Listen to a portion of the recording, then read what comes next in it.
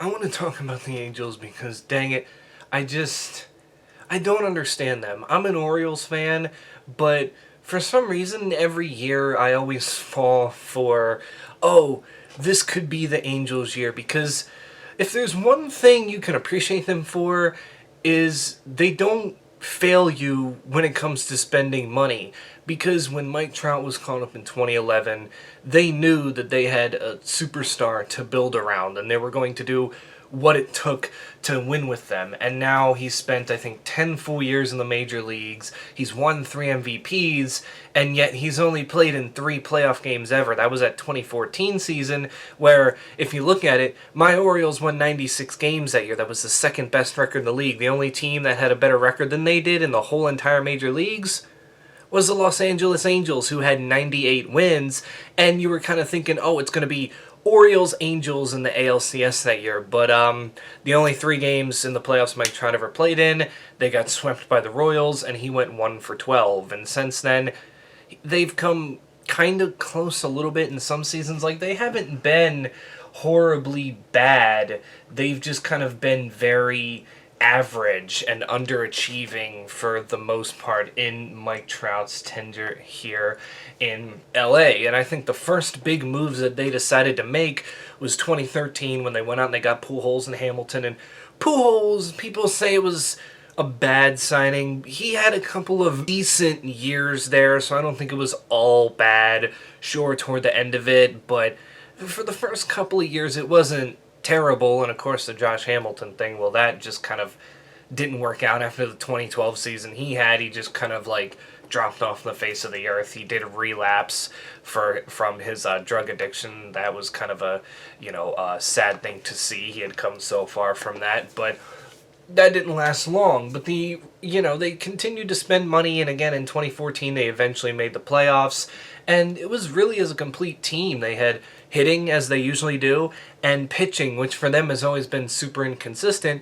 but in 2014 their pitching was doing things that we hadn't seen from them in a good bit at this time. And even in this season in 2022, they now have 2 MVPs, as Shohei Ohtani's been on the team since 2018 or 2019, and in his first full season doing both hitting and pitching, obviously won the MVP, and I believe he finished top 5 in Cy Young voting, which you don't usually hear that often, if ever, in the MLB. But here in 2022, the Angels find themselves 38 and 50 and 4th place in the West. They have the Oakland Athletics to thank for them not being in last place, because the Athletics currently have the worst record in baseball. And part of you's going, how? How are they doing nothing particularly? They're somehow getting worse when they have Mike Trout in the lineup, Shohei Ohtani, and of course, they have a healthy Anthony Rendon coming into the season. Plus, you look at their pitching to go along with Ohtani in the rotation. They added Noah Syndergaard to a 1-year deal because, they were trying to win this year. And they also add Michael Lorenzen, who was pretty good last year, and they wanted to put him in the rotation. Plus, rookie Reed Detmers came in. He threw a no-hitter. He was looking good.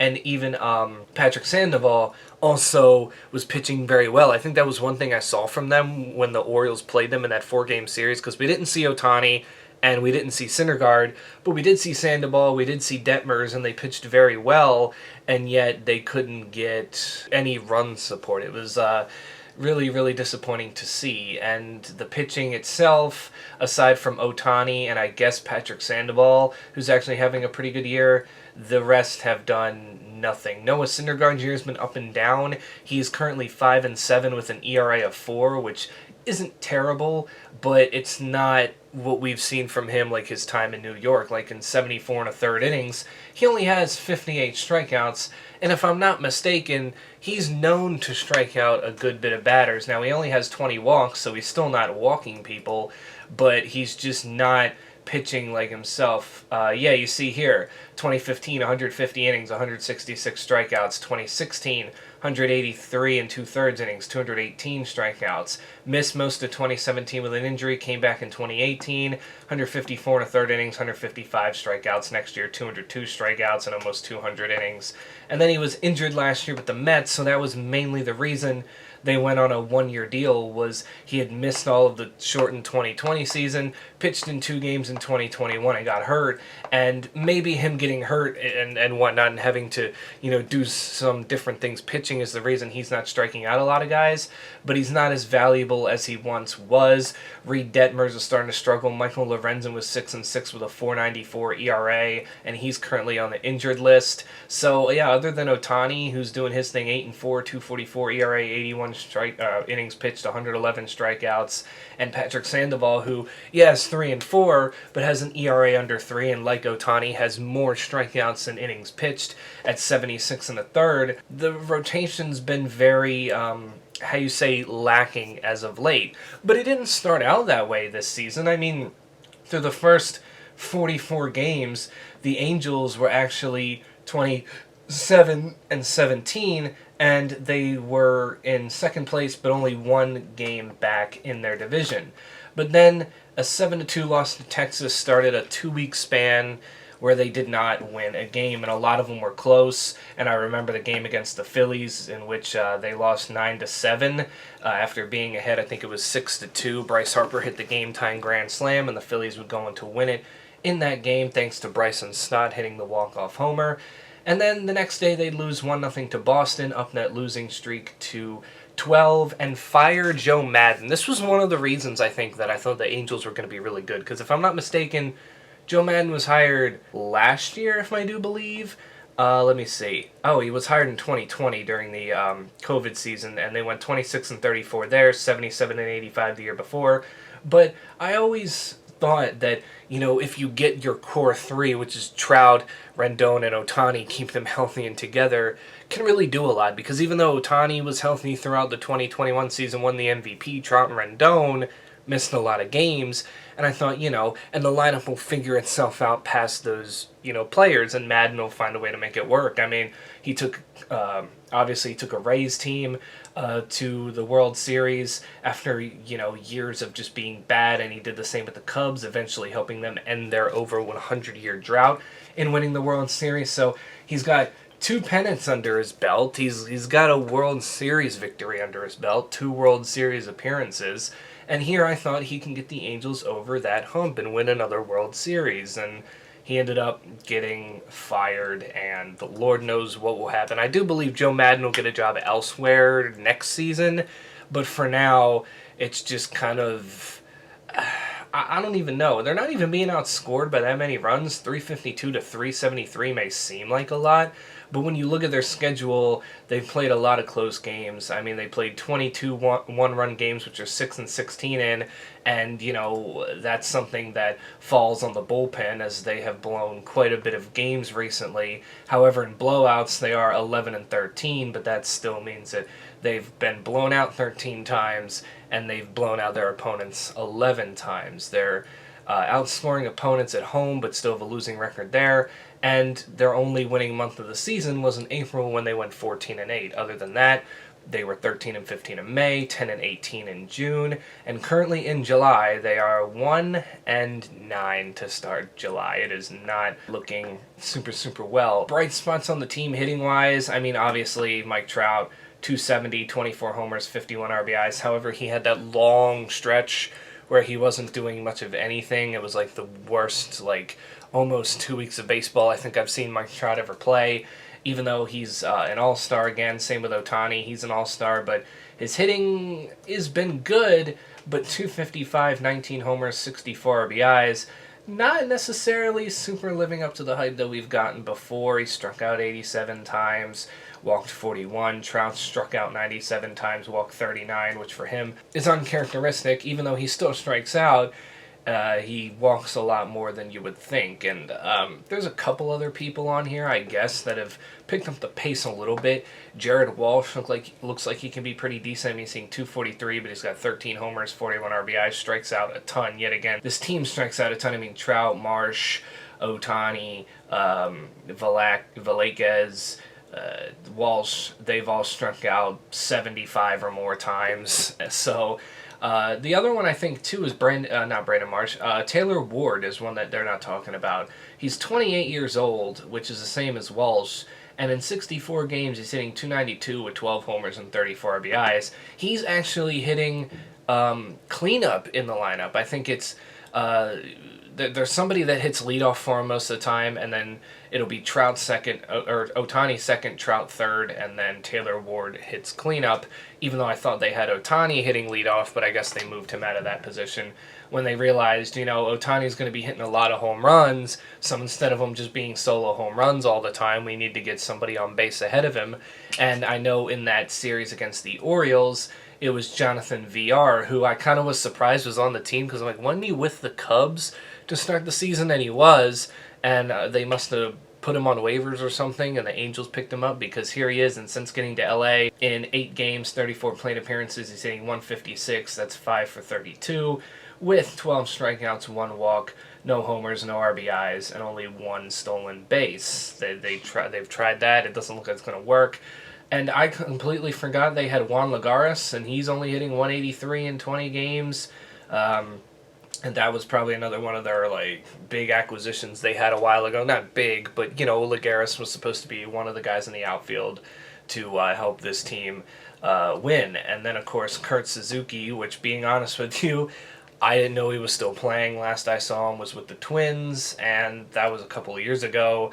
He's hitting 186 with 2 homers and 10 RBIs, so I don't know, maybe he'll retire at the end of the season. So yeah, there's that too, but the hitting doesn't have a whole lot of good approach to it. I mean, Iglesias has played in 77 games, 230 plate appearances, and yet he's hitting 164.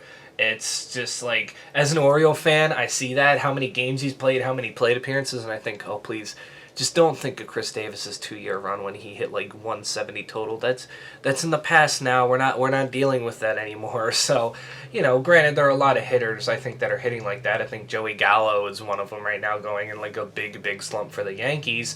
But the thing with the Yankees over the Angels is, the Yankees have plenty of people in that lineup that can pick it up. If it's just one guy slumping, then they have 7 or 8 other guys that are just going to, continue hitting, and that guy is just going to have to worry with the fact that he's slumping.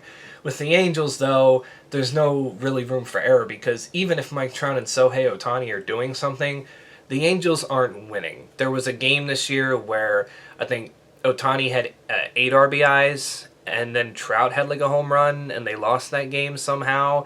And even the second game against the Orioles, all 4 of the runs scored by the Angels were Trout and Ohtani. Trout hit a 3-run homer in the 3rd inning, I believe, and then in the top of the 9th inning, ahead 3-2, Ohtani gave the Angels what looked to be some insurance that would help them win the game to go 4-2. And with 2 out in the bottom of the 9th, Raziel Iglesias, is that who that was? I know it's Iglesias, I just can't. Yeah, Raziel Iglesias, who's their closer, came in, got the first 2 outs, and then gave up 4 straight hits, and the Orioles ended up winning 5-4. So the thing with the Angels is, they've done what they can do to build around these two, but now they're relying too heavy on them, and I think the problem is they need to trade them, but there's got to be teams willing to take on their contracts, because with Trout, it's his now contract. He's making $430 million in 12 years. So it has to be a team that can afford it, and the only teams you can really think of are the Red Sox, who don't necessarily need an outfielder, the Yankees, who are good, but goddamn, they don't need another player like that, and the Dodgers, who maybe could use somebody like that, but they're still winning without him too anyway, and they know that they can get to a World Series without him. They won one without him a couple years ago. Granted, I think it'd be cool for him to stay in LA, because I feel like Mike Trout is Hollywood. You want to get him in Hollywood, but he's not in Hollywood right now. He's in Anaheim. And with Shohei Ohtani, I think at the end of next season, he's scheduled to be a free agent for the 2024 season. So for most teams, this is going to be a small rental where you'll have him for the rest of this year and then possibly the rest of next year, if you don't decide to get rid of him at season's end, which why would you? You'd probably keep him for the time you have. And then it's going to come down to, can a team that you trade him to, can they afford what the contract is going to be for him? Because it's going to be anywhere between $300 to $400 million. It could even be close to Trout's, because, Mike Trout's earning that much money as a one-way player, a center fielder. Shohei Ohtani not only can help you in your lineup, but he can help you in your rotation. Like, he's a true ace and he's a true hitter, and you're never going to see that for a long, long time after Shohei Ohtani. So you'd be getting, like, the price. And the Angels do need to get back a good player, good minor league players for them, because one of the reasons I think they've had trouble kind of keeping consistency and not being able to make big trades to help them compete late in the year, they don't have a farm system. Their farm system is ranked, I think, the worst in baseball. So when you're looking at that, how are you gonna trade for these big name stars at the deadline that can help you win now when you don't even have really any top prospects to show for it? I mean, heck, if I go to the top 100 prospects in baseball this year, I'm gonna bet you that no Angels are on this list. Let me go. MLB 2022 top 100 prospects. I know the Orioles are on there because they have the #1 farm system in baseball, and there's other teams on there that have plenty themselves, but I highly doubt we're going to see one Angel. We might see one, but I highly doubt it. Let's see. Riley Green of the Tigers, Corbin Carroll of the Diamondbacks, Grayson Rodriguez, Gunnar Henderson, I know they're on there. Let's see. We're in the top 15, still no Angels. Top 25, no Angels. Top 40, no Angels. Top 50, no Angels. Let's keep scrolling. I have not seen their name or their logo yet, and we are at 75. That's the other Los Angeles team, the Dodgers. And here we are at number 100, and yeah, not a single Los Angeles Angel prospect is on that board. So you can definitely be able to revamp your farm system quick if you trade Ohtani and Trout. But the problem is, trade Trout and a team decides to take on his contract, they're not just going to give you the top prospects. They're not going to want to give up their entire future on a big contract like that. With Ohtani, you might be able to get away with it, considering he would be more of a rental for other teams, because depending on what team he goes to, unless they have, one of those teams with the big payrolls, he probably wouldn't be able to sell. Like, if you trade him to, like, the Twins or something, they're probably not going to be able to re-sign him after that year and a half. But if you send him to, like I said, a team like the Yankees or even the Blue Jays, something like that, the Dodgers, they can probably afford to, keep him in the long term, sign him to a long term, because, if there's one thing I've learned as an Orioles fan, is that the farm system matters. I mean, when we were winning and trading prospects away, we ended up at one point, I believe, having the worst farm system in baseball, and look at where it got us. We've had to rebuild the farm system, and we've had to deal with a lot of tough seasons. And I believe the Angels haven't really had a whole lot of, like, bad seasons. They're either really mediocre, they're really good for the most part, and maybe a bad season for them will be like 70 and 92. They don't lose 100 games often, but at this point, that's what I would be at right now. I'd be like, we got to rebuild. It's going to suck for a little bit, but we got to make this farm system better, and we got to find the next superstar that we can build around, because we've had Mike Trout for over 10 years, and we've only had one playoff appearance, maybe, I think, 1 or 2 winning seasons. It's just not working.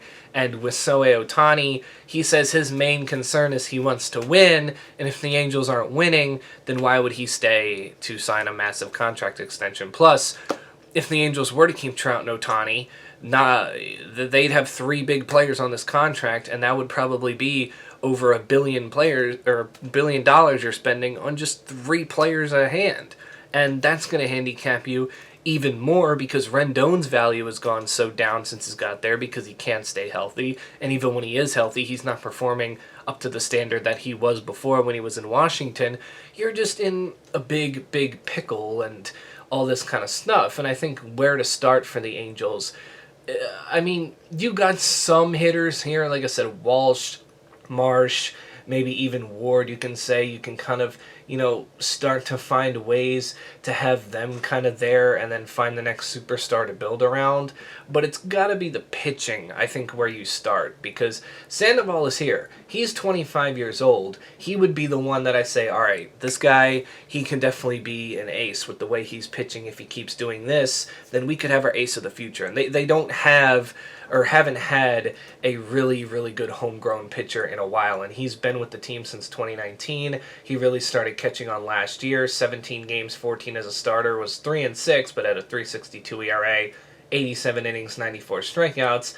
And it looks like he's going to pass his win total, innings total, strikeout total from last year to this year, even though, yeah, you look at his 4 years so far, he's 7-19 with a 3.95 ERA. He's shown improvement pretty much every single season he's been in the league, and now that he's part of the rotation and consistently doing what he's doing, that would be where I would start. And with Syndergaard pitching still okay, being 5-7 with a 4 ERA and him being on a 1-year deal, I feel like you can get a team desperate enough that they would trade and give you maybe a good prospect or two for Noah Syndergaard, because they know that, hey, maybe we can afford Noah Syndergaard. We know what kind of pitcher he can be, and with him not necessarily being seen as a top end of the rotation guy or an ace anymore, I feel like you can get something for him. And again, we don't even want to talk about Shohei Ohtani because we just did, and the haul that you can get for him.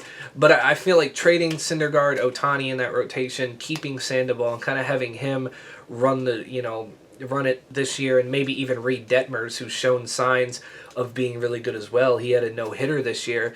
Keep those two and maybe start thinking about, okay, what are some prospect starters that we can trade for that can be up within the next year or two, and all that kind of stuff. Because I think, too, wasn't it last year's draft where all 20 of their picks were pitchers? Actually, it might not have, because I think they only do 6 rounds now, but this was a 20-round draft, and all 20 picks they spent on pitchers. So they are desperately trying to find some homegrown talent in that rotation, and yet they pretty much haven't. Like I said, I guess Sandoval, and then Reed Detmers, who's only 22 years old as a rookie, still has time to grow. He's not having a terrible season, so, that would be where I would start. And then I guess the bullpen, too. You just have to. You have to revamp that. You went out and got Aaron Loop, and I think they got Raziel Iglesias a couple years ago. They're getting up there now as Raziel Iglesias 32, Loop's 34. You just, I don't know if you can take on that for much longer, and you got to start finding some players who can really do it. Like Jamie Barrera is 25 years old. He's 1-1 with a 3.07 ERA. And as far as I'm concerned, from what I've seen from him, he's been pretty consistent this time here. Okay, in 2019, he did have a 6.42 ERA, most of it as a starter. But out of the bullpen, he seems to pitch pretty well. He did have a good year in 2018 as a starter, going 10-9 with a 3.41 ERA and 26 starts. But it seems like majority of his success has come out of the bullpen, and maybe you can have it there and start to work around that. I forgot they had Archie Bradley, too. See, there's a lot of signings that they made that just haven't played for them that much or haven't played well for me to even remember that they're there. I mean, when you have a bullpen that has Raziel Iglesias, Ryan Tepera, Aaron Loop, Jamie Barrera, and Archie Bradley, that should be surefire shut down. And a rotation that's featuring Shohei Ohtani, Noah Syndergaard, even Michael Lorenzen being okay, and a guy like Patrick Sandoval who's starting to come into his own, that should be an unstoppable rotation. And a lineup that was supposed to have Anthony Rendon, Juan Lagares in there with Mike Trout, Shohei Ohtani. I mean, it wasn't supposed to be the best lineup they've ever put out there I've seen. I remember back then fearing the Angels so much because they had Torrey Hunter, Vernon Wells, Vladimir Guerrero, Mike Napoli. They had hitters that you didn't want to face, that you didn't want to pitch to. And right now they have 2 hitters that you don't want to face, don't want to pitch to. But it's like if you could hold them down, then you pretty much got the ball game. That was all I was hoping for the Orioles in that 4-game series against the Angels. I said, look, just limit what Trout and Ohtani do. I'm not saying have them go 0 for every game because they're not going to, but just limit what they do. Don't let them go off, and we'll be fine. And sure enough, neither of the two really went off. I mean, I think in the second game they both had 3-hit games, but that was really about it. I mean, it wasn't like they went off where like Ohtani had 4 RBIs, Trout had 5, and they beat us like 11-1. No, we were losing 4-2, and we came back to win because the other players on the team just weren't doing anything to support them in any way, and all this kind of stuff. And this isn't Trout's fault, this isn't Ohtani's fault. They've been doing what's been asked of them. But when it comes to the Angels and their front office, I think they're the main problem here, because they just, even though they've been willing to spend money and build around the superstar or now superstars that they have, they just have to realize that the time's up.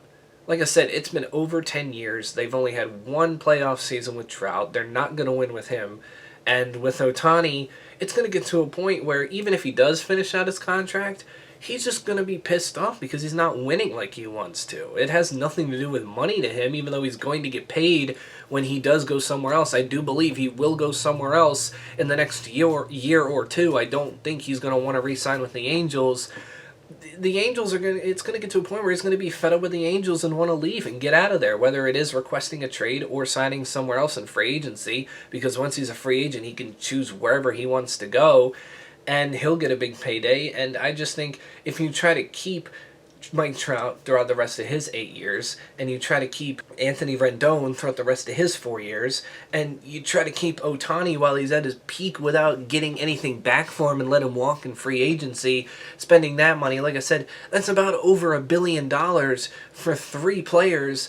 2 of them are good, yeah, but they're starting to get frustrated, and Anthony Rendon is now 32 years old, and who knows, at 32 years old, it could be hard for him to overcome this injury or injuries that he's having, because he wasn't really doing all that great before the injury. I mean, I guess you can say he did strike out 32 times and walk 23. That's a pretty good ratio nowadays, so he was patient at the plate, but he was only hitting .228, and he had 5 homers and 24 RBIs in 45 games, so it was really nothing special. And I mean, since getting to the Angels, the most games he's played in the season is 58. He's hit no more than 9 home runs in a season. It's just been a disaster, whereas with the Nationals, you can see rookie season did pretty well, then he hit 21 homers the next year, then after an injury played 2015, came in 2016, hit 20 homers, the next year hit over 325 homers, 100 RBIs, 2018, 308, 24 homers, 92 RBIs in the 2019 season, the year the Nationals won the World Series, and he had a career year, the career year that got him his contract. 319 with 34 homers, 126 RBIs, 86 strikeouts, 80 walks. Heck, he even had a year in 2017 where he walked more than he struck out. So he's actually kind of always been a patient hitter, but the Angels were supposed to get this offensive production around him. And yeah, you can say it was injuries that derailed that, but even when he has played for the team, it's been somewhat underwhelming, and you can't hold on to that anymore. At some point in time, you got to be like, all right, look, I don't know what the clauses are in Rendon's contract, but at this point, you just got to eat it. You got to find someone who's willing to, pay out Mike Trout's contract for the rest of the 8 years and get prospects for him. And God forbid, don't let Shohei Ohtani walk in free agency. And by that, I'm not saying re-sign him. I'm just saying trade him now while you can get assets back for him, because you can get 3 or 4 really good prospects for Shohei Ohtani. I can assure you that, because he's not just a hitter, he's not just a pitcher, he's both. And if a team really needs a hitter and a pitcher, that can really benefit when they can get a 2-for-1 deal, because they can get one player who can do both, as opposed to, oh, okay, well, we'll give up this prospect or these prospects to get this hitter, and then we'll give up this prospect to get this pitcher. They can just go, well, we'll give up these guys to get this guy who can just do both for them, and then they won't have to worry about which prospects to give up next to upgrade pitching or hitting, whatever they needed after that trade, because Ohtani is just going to do both of that for you. So The Angels are just kind of in a standstill. I don't think they're going to lose 100 games, but this could definitely be a season where they go like 68 and 94 or something like that. It's set up to not be great.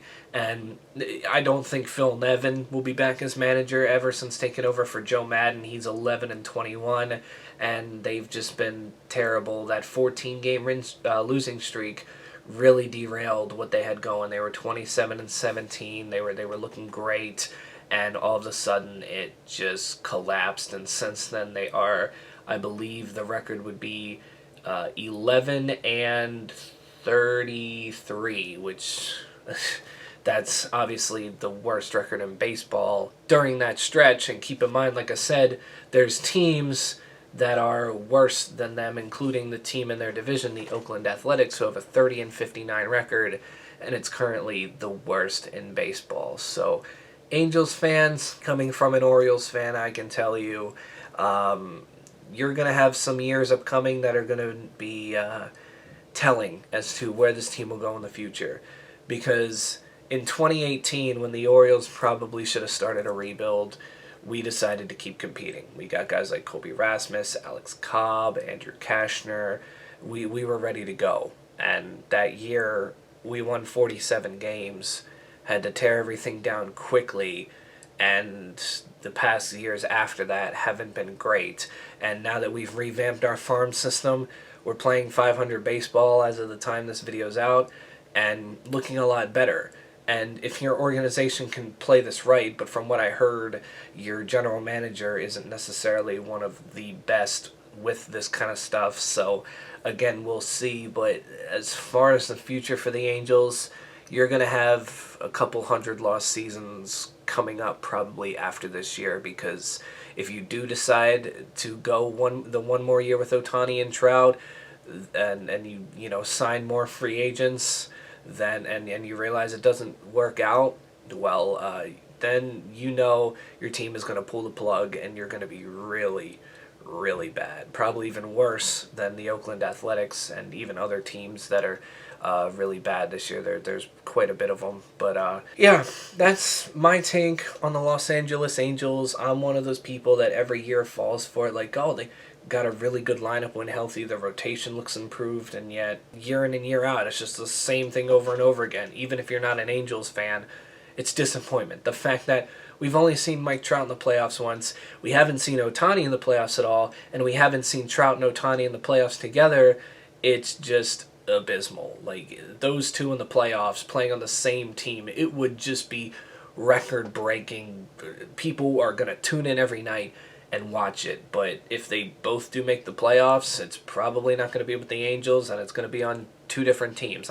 They're not going to end up back on the same team. I don't think so. So they're going to go their separate ways eventually, and hopefully they can get the experience, the winning that they want to do and that they deserve for doing what they've been able to do on a consistent basis year in and year out. But yeah, tell me in the comments below, what do you think the main problem for the Angels is, and where should they go from here? Should they trade Trout? Should they trade Ohtani at the deadline? And heck, should they trade Noah Syndergaard? Again, I think that's another one that people aren't looking into. With it only being a one-year deal, I feel like there's going to be a team out there desperate enough to want to grab Noah Syndergaard, since he's not having a terrible season. They know he's coming back from injury, so the way he's pitching hasn't been bad, and maybe a team will be like, well, we need a back end of the rotation, guys, so maybe Noah Syndergaard can work out. Like, I feel like those are like the three main ones that you have to trade away to really get something to revamp your farm system, so that way you can start gaining prospects and hope to find a superstar or two again to build around and win with them. But yeah, that's it for me. Stay safe out there, wear your mask, get vaccinated, and I will catch you all in the next one.